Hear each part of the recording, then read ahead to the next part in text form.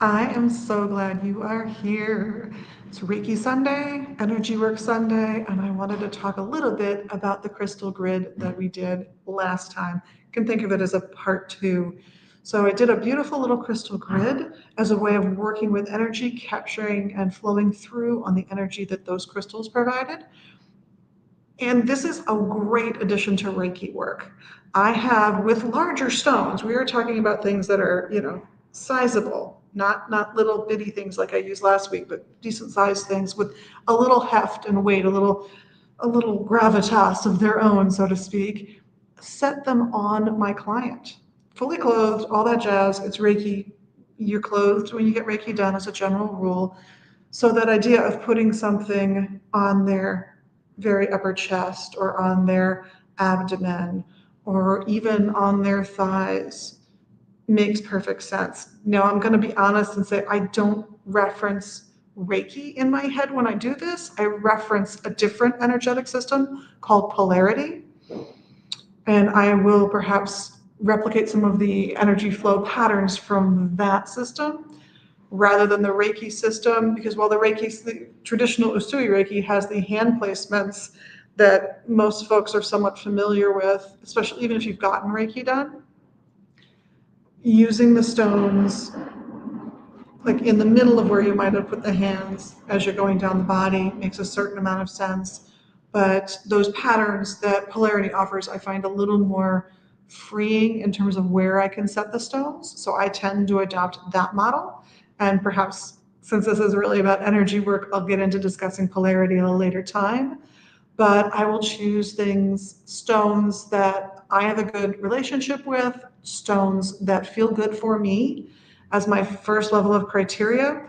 Just like in herbalism, if you're out in the wild and you're curious about an herb, you don't feed it to somebody else, you taste it first. Same thing. Does it taste good to me? Does that stone taste good to me? Is the energy positive? Then I can think about using it on someone else. When I do that, have to take the stone's energy and try and see it from their perspective, not mine, because the healing session is about them, not me in that time that we're together. It's always about the client. The client is always the star of the show. That's one of the reasons I don't call them patients and call them clients, is because they're the one in control. They're doing the hard work, the heavy lifting of actually healing. I'm providing expertise, I am providing insight, I am providing encouragement, but I'm not doing the heavy lifting they are. So the stones can really help with that.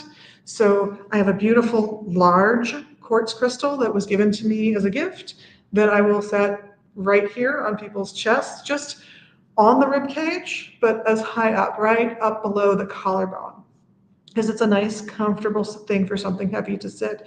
It can also be very meditative to have just a little bit of weight placed on the lungs, so that's hugely helpful as well. I might put them on the sides of the body.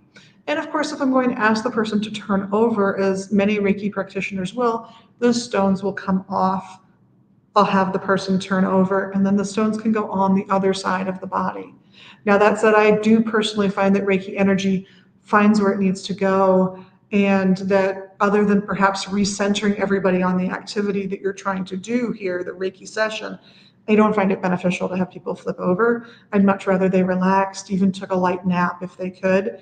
So I prefer to leave them in one position the whole time, whether it's face up, which is normal, or if there are a lot of back issues, you might have them lay face down on the massage table. But that said, a beautiful unakite somewhere near the heart can be very healing emotionally for a lot of people.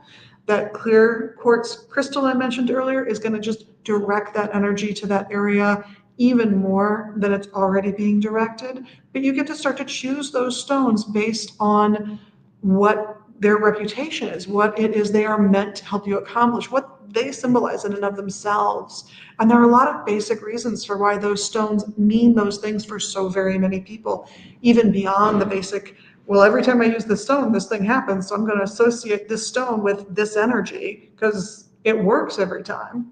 That's great. And then as we all come to that same conclusion, or most of us come to that same conclusion, it becomes part of the egregore of how we interpret the stone in this society at this time, and that's a wonderful enhancement. But blue is blue. We're always going to look at blue and kind of relax for the most part, for most of us, most of the time. That pink and green of the Unakite I mentioned is going to be associated with friendship and loving and just being kind of secure in yourself. That's just part of the energy of that stone. If you need someone grounded, maybe right at their feet, you tuck around them some grounding stones, maybe some petrified wood like we used last week, or the lava stone. Depends on what's going on. Oh, and there's more about stones. So I'm seriously toying with a Friday stone session. Let me know what you think. In the meantime, like, subscribe, do all the magical things. It always helps the algorithm. And this is Liz from Megas Books and Herbs in Minneapolis and megasbooks.com. Wishing you a wonderful week. We'll see you tomorrow for a little meditation time. And in the meantime,